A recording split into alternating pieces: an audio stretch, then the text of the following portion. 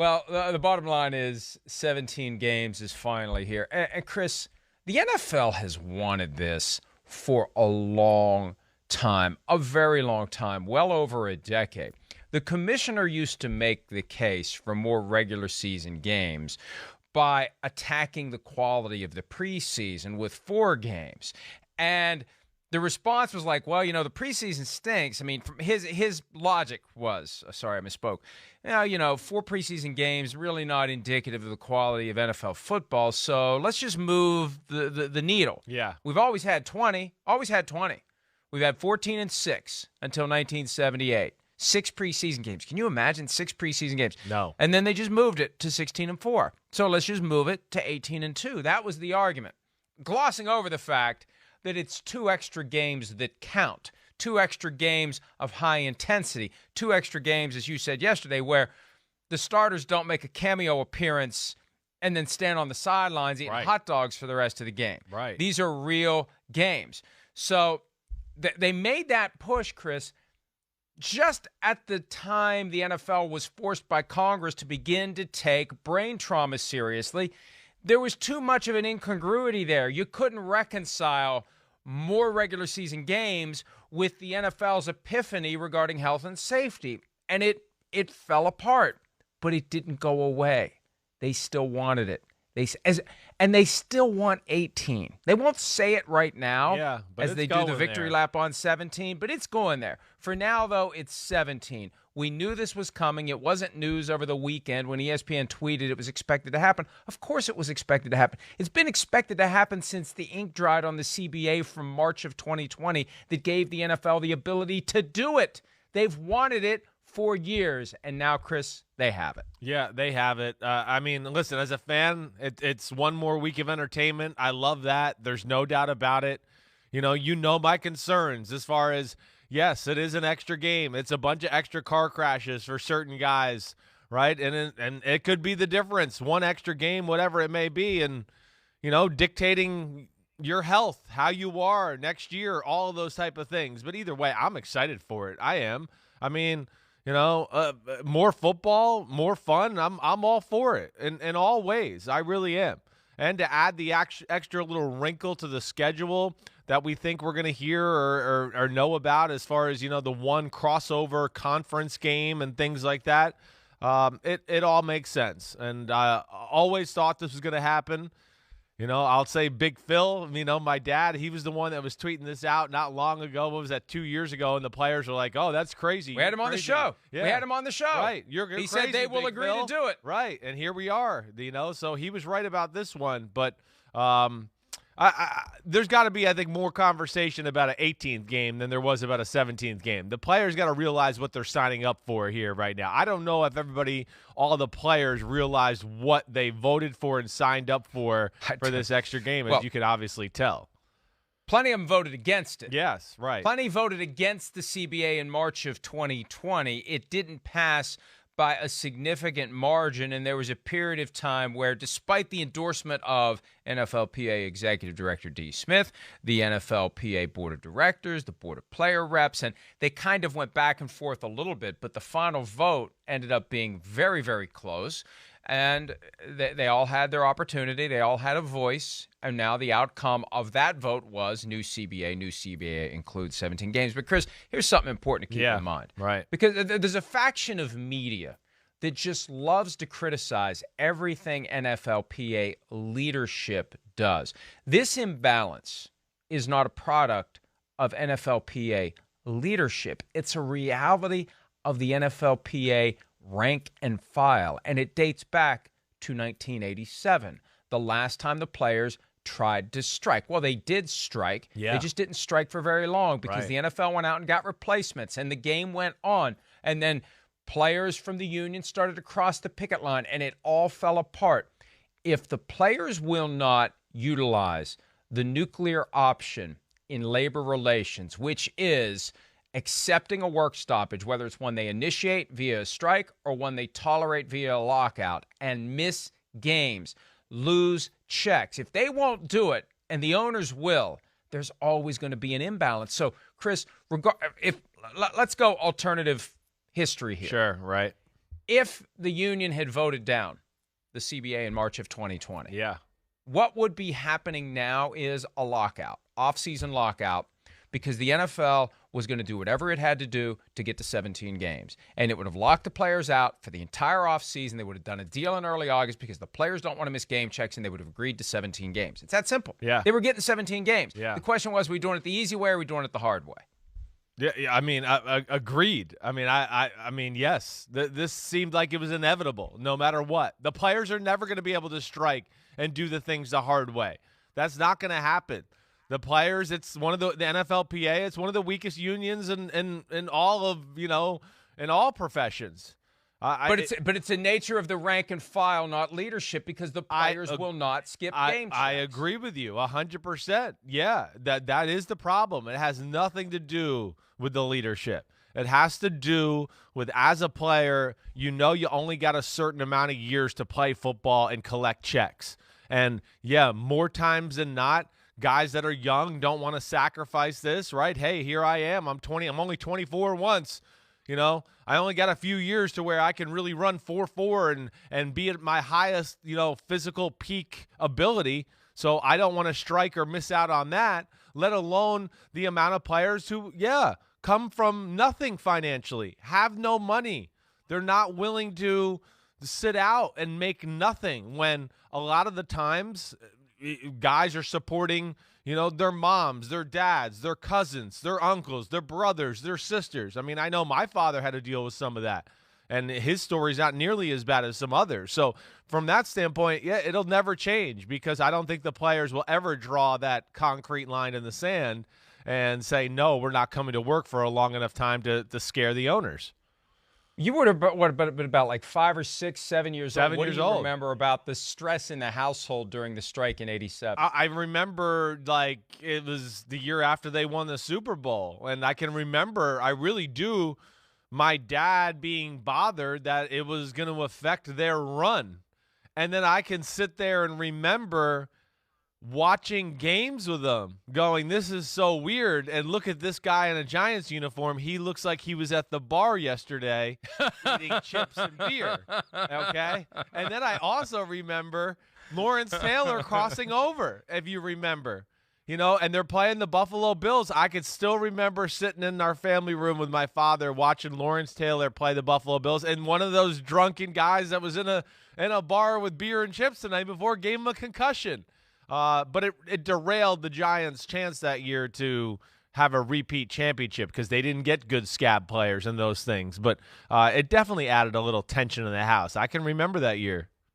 And that was the year that Washington had a plan right for the replacements, and they ended up winning the Super Bowl in part because they went 3-0 during that run, helped position them for the postseason. What kind of tension, lingering animosity because Lawrence Taylor crossed the picket line, did that linger once the players returned and the strike ended? I don't think so. And I've had some conversations with Dad about this stuff after it was all said and done. I mean, one, he was Lawrence Taylor, so nobody was going to say a whole lot to him as far as that was concerned. But, like, two, hey, that's the one thing in the NFL. It's like to each his own. Everybody's got their own problems, their own issues, the own things they got to deal with. And not everybody could sit there financially and not make money for 6 or 7 weeks or anything like that. So I don't remember animosity in any way, towards Lawrence. More of like, hey, he's got to do what he's got to do, and then that is what it is.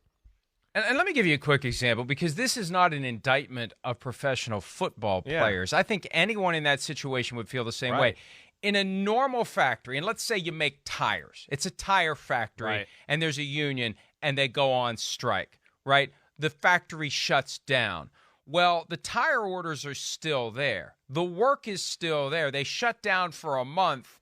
They go back, and what do? They start picking up extra shifts. They start picking up overtime. They have an opportunity to make back a lot of the money that they lost during the strike because the work is still there. Right. With football, those games go by, they're gone. They're never coming back. Right. Or replacements come in, and and play the football games, you're never going to make that money again. And the paychecks are so much more significant than in a normal union setting. You just can't say no. And you throw in the dynamic of, I only got so many years to play football. Next year, there's a whole new crop of college players coming in that are going to be competing for my job. I need to continue to develop as a player. I need to continue to take advantage of my ability while I still have it. That's why the imbalance is there. And frankly, Chris, I said this to Peter King last night when we were working through this angle as to the reality that 17 was coming, whether the union wanted it or not. Yeah.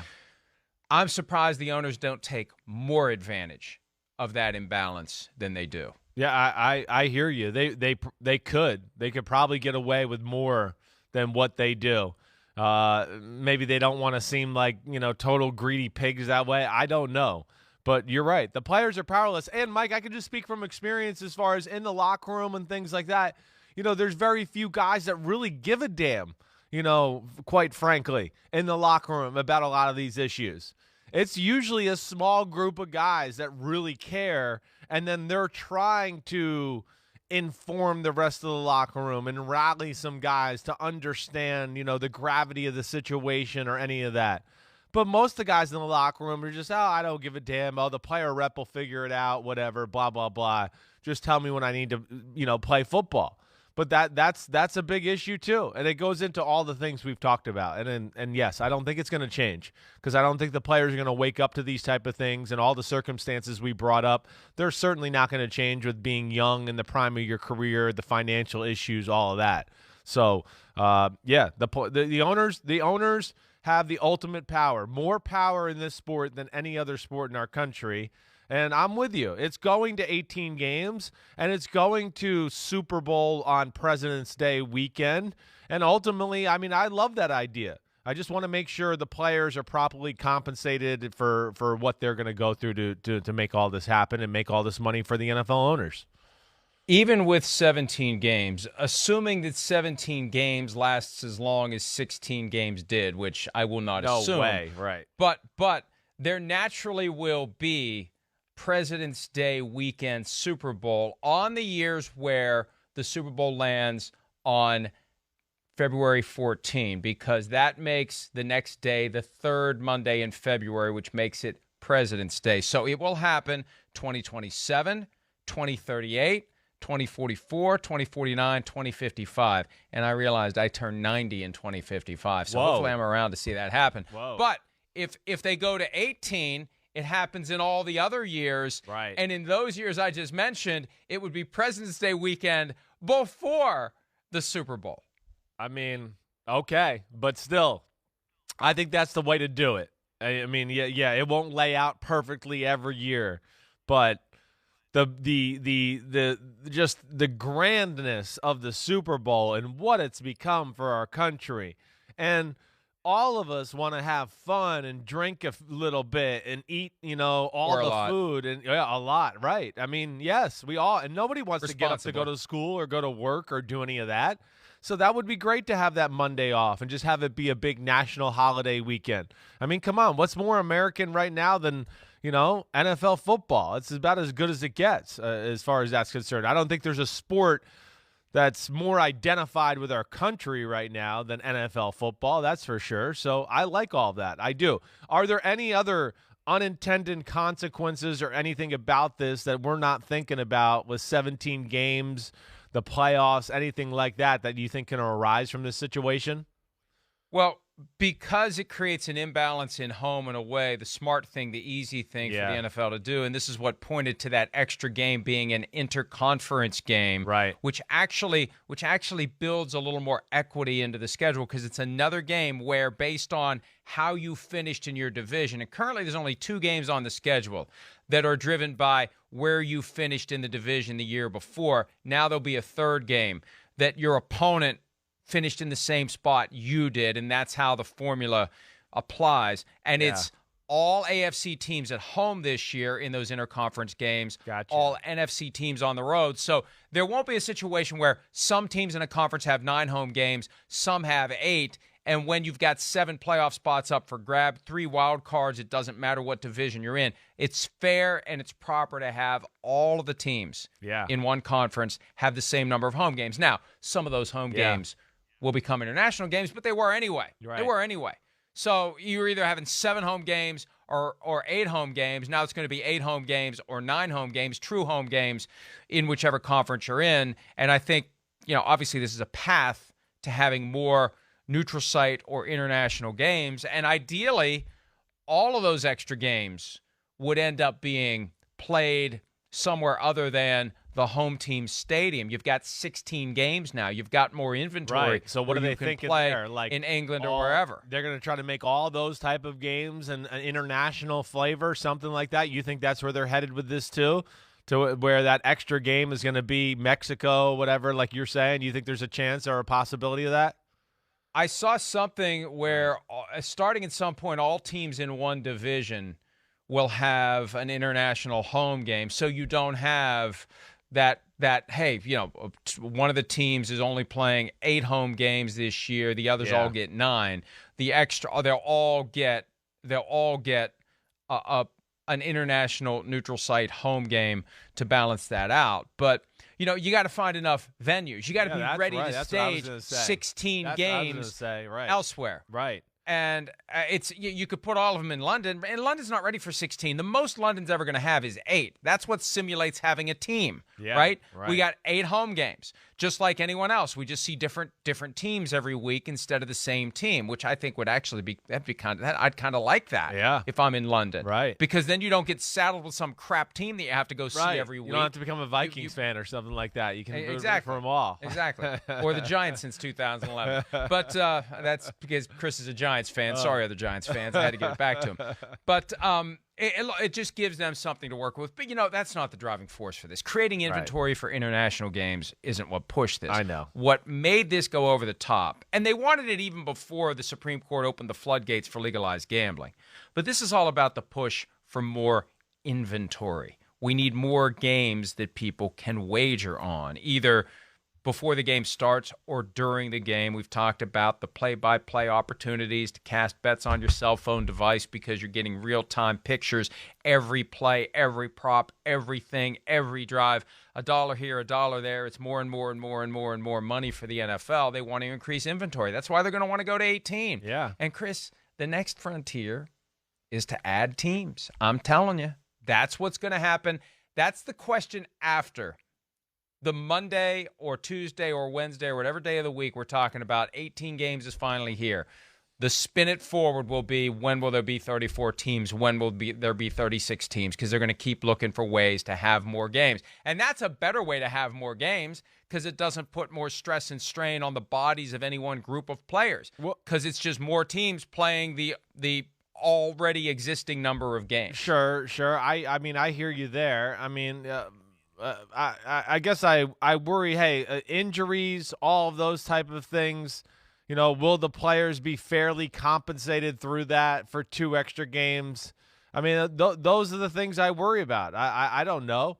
But here's the other thing. They're already sharing the pie. The bigger the pie, the more they get. And then it all gets so it doesn't really matter. The salary cap. But here's right. So all right. So here's they're getting their fair share no matter what. Of however much money the NFL makes. I know. See, but to me it should be like a little and then some, because again, the risk has gone up significantly more for one side as compared to the other. That's where I don't think it should just be apples to apples. Again, this is going to end people's careers a little shorter, especially when we get to the 18-game thing. It's going to affect careers, which is going to affect 401ks and all of those type of things as well. But either way, that's a different conversation for a different moment.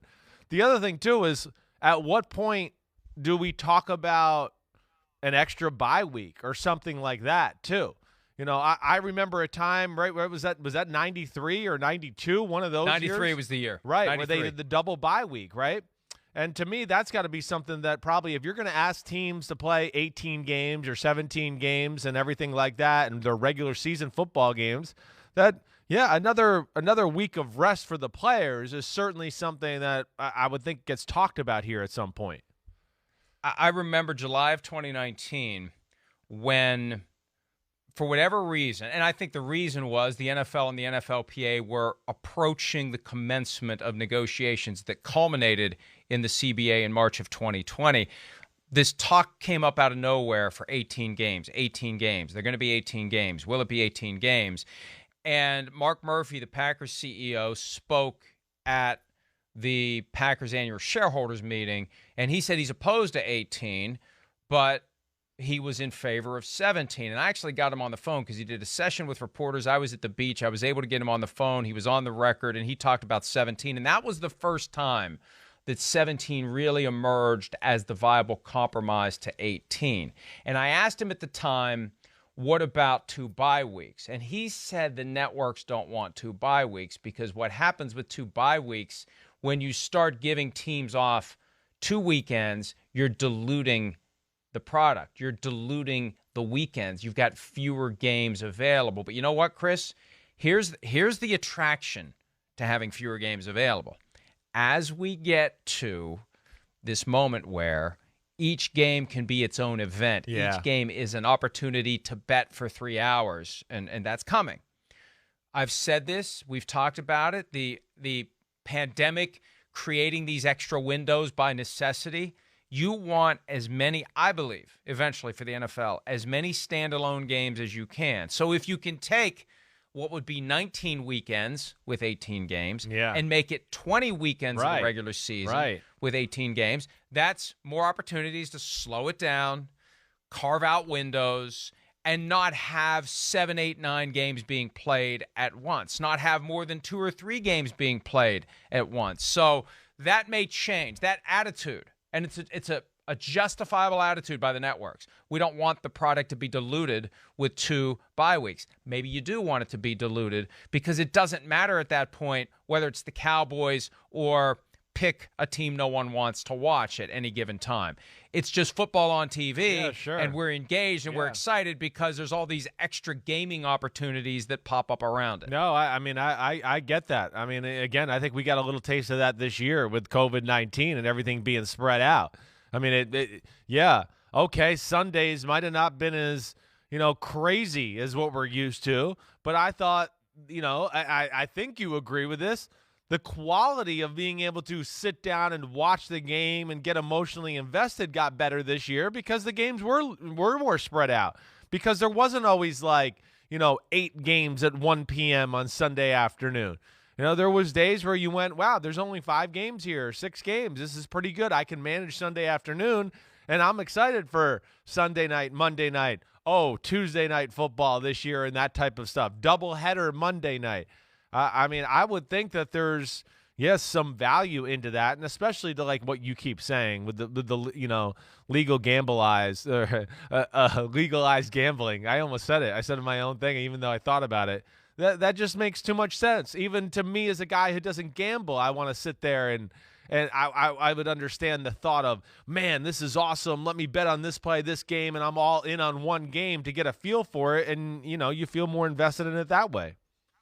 One of the most stressful, frustrating days of the year for me comes the first Sunday of the NFL season when you've been waiting and waiting and waiting for football to come back. And then at 1 o'clock Eastern on that Sunday, it's chaos with all those games starting at the same time. It's like, man, I'd really like to just watch that game. Well, what's going on in this game? I'd really like to just watch this game. Well, there's a game down here. I'd really like to watch that game. And I think that's where it's moving. More windows on Sunday, early morning. I hope the so. London game. I love that. 4 windows on Sunday, 2 on Monday, Tuesday, Wednesday, maybe 2 on Thursday at some point. I'm telling you, this is where it's going. Friday and Saturday, are currently the only days that are off limits because of the broadcast antitrust exemption. I won't go down that rabbit hole. The bottom line is they can't do Friday and Saturday. They should. Labor Day weekend in mid-December. I feel like that will be changing at some point.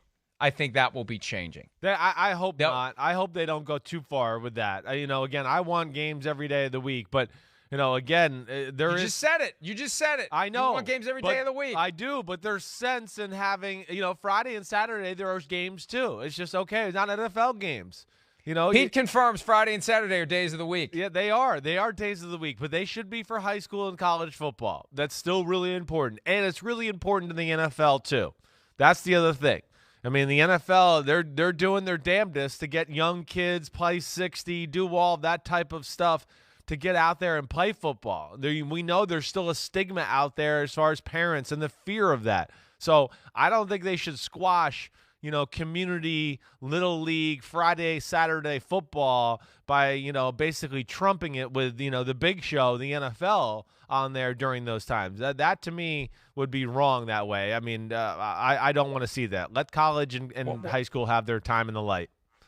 What about a Friday afternoon game? Now that the world has changed and so many people are working at home, what about a 1 o'clock Eastern Friday afternoon game? So the pro game is done in time for all the high school kids to pack up their gear and go play their game. Of course, they're in school, but they're not in the 18 to 49 demographic group, and they're not gambling. They're not gambleizing, so they can miss the game. They can watch it later. But look.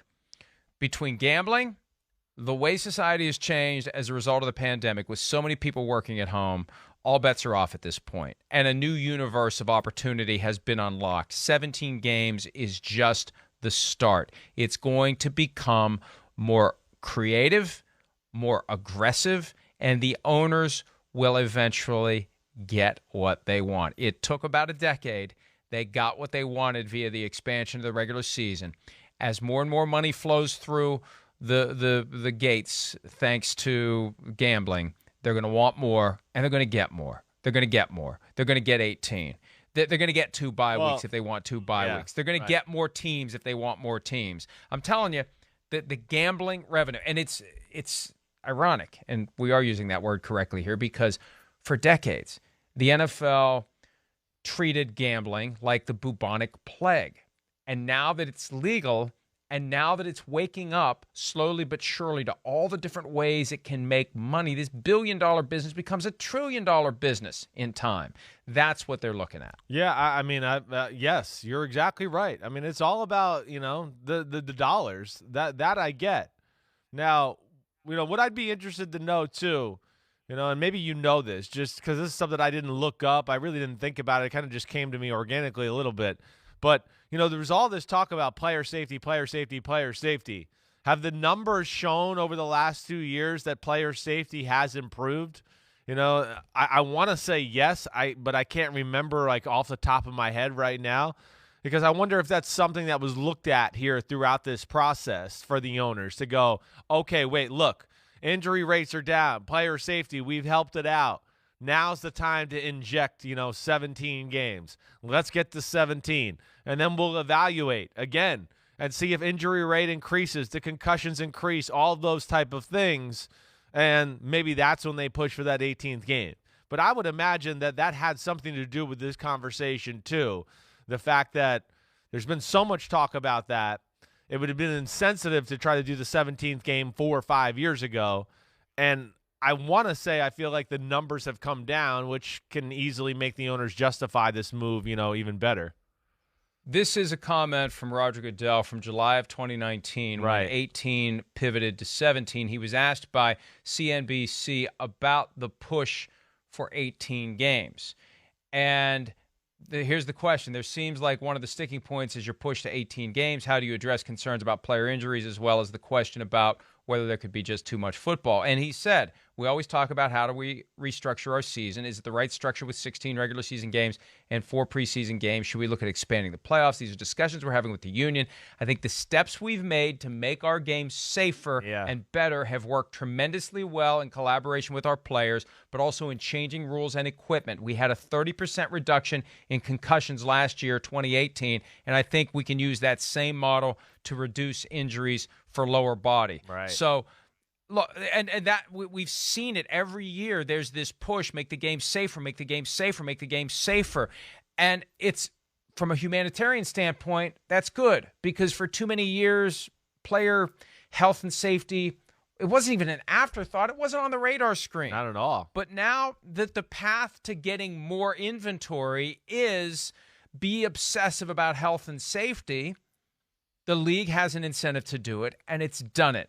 And that makes it easier to say we want more because we think the game is safer. And really, Chris, those old games from when your dad played on the green cement and they beat the crap out of each other. Go to YouTube. There's plenty of of NFL officially licensed old games on there from Yeah. the 80s and the 90s. The level yeah. of brutality is shocking It's jarring, in yeah. comparison to today's game. So 16 games in that environment versus 17 or 18 in this environment, I think it's a night and day difference. And look, I understand the issues that arise and the wear and tear, but the wear and tear now is dramatically less on an average play basis than it was back in the 80s and 90s when they were killing each other. No doubt. The game was definitely not as brutal. I mean, when you watch those games, like you said, I mean, of course, there's, the defensive lineman can drive the quarterbacks into the ground. You can hit them in the head.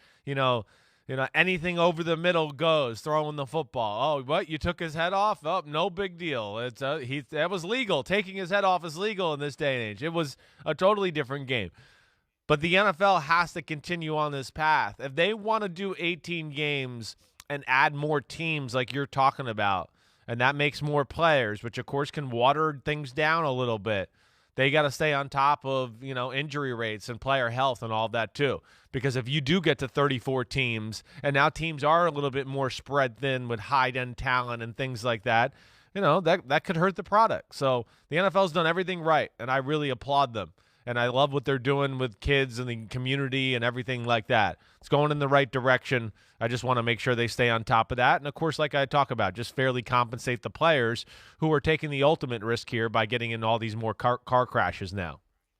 A couple of other things before we take a break on this 17-game season. Starting in 2022, all teams will play host to an international game at least once every 8 years.